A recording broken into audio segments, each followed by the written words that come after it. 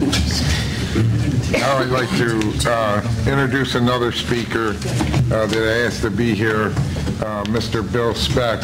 Of course, we all know BOCES and the lead certified agency that they are now, or environmental friendly BOCES, but you know, I also asked him here, and hopefully he could talk about, wouldn't it be nice for an educational piece for all this to be able to have some curriculum at BOCES to teach our youth how energy is managed and made. So thanks for coming here today. Thank you, Chairman Tortorisi.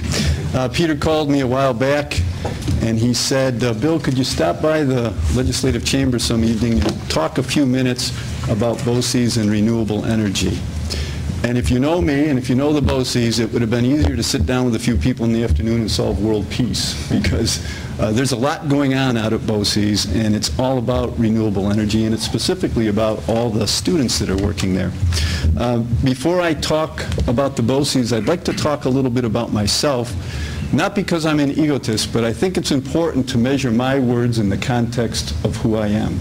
First of all, I was born in Auburn, New York, and that is why I am very interested in this project, because as a local resident, I went away to school, and then I worked in the West for a while, but one of the reasons that I came back to this area was because of the environment here. So part of the reason I'm here tonight is personal, because of a belief in environmental protection.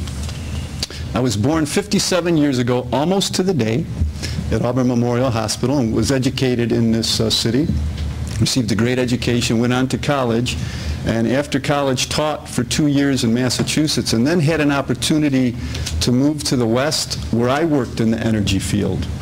Not so proud of the work that I did in the energy field, because it wasn't renewable energy. I worked for the Burlington Northern Railroad in transport of coal. So for 7 years, I was a conductor on the Burlington Northern Railroad, taking trips to the Powder River Basin in northern Wyoming. And I don't know if you've ever been up there, but northern Wyoming right now seems to be getting to be a big hole, because it is open pit mining, it is not renewable, and it's something that has changed the face of that state forever. That's why I'm interested here this evening in renewable energy. So after 7 years of doing that, I moved back here to Auburn and have been associated and affiliated now for 26 years with the Cayuga Onondaga BOCES. And as I look out at this crowd, in many cases, I know you personally, because I've had your children in my classrooms. And I was doing a quick accounting of everybody here in the room, and I'm proud to say that each one of your children that I've had have been outstanding and brilliant, high honors. Peter, you said this was about manure tonight, right? But seriously, it has been an absolute pleasure. I'm here also representing 14,000 students. And by that I mean we have 14,000 young people in the schools in this county. And many of them come through the doors of the first LEED certified high school, public high school in the state of New York, which is monumental. And I've been there now for 3 years that we're opening the doors to our 4th year of classes. And still, it impresses me to think that we were able to come together as a county and to do that. And I never think it's too late to say thank you to a group of people. I know my predecessor, Gary Gilchrist, was here probably about 7 years ago, speaking in front of this legislature, trying to develop the support to see this through. I'm here today to once again thank this governing body, because we couldn't have done it without the community support. And that's what I want to make sure Doug understands, that there's going to be tremendous community support here. So my pipeline, or pipelines, are two. One is an interest in this methane pipeline, but the pipeline that's going to flow 14,000 students through an educational experience. And it's very, very important to remember that we are setting the example for future generations here in this room tonight. Doug mentioned he's been working on this project for 8 years. And just simultaneously, maybe coincidentally, that's almost the exact number of years it took for the BOCES project to get off the ground and to get to a referendum. So you're right on schedule. You're right on track. So congratulations. 6 years ago, 2004, we had our referendum, and it passed overwhelmingly. And that was a good indicator of this community. We needed a new center. You folks realized it, and we took that with a great deal of responsibility. It was a powerful vote, and one of my superhero idols is Spider-Man, and as if you remember, his claim to fame is, with great power comes great responsibility. And we took that very seriously because we had an opportunity, chance of a lifetime, to build a facility that was going to set the highest standard possible, we felt, for the state of New York.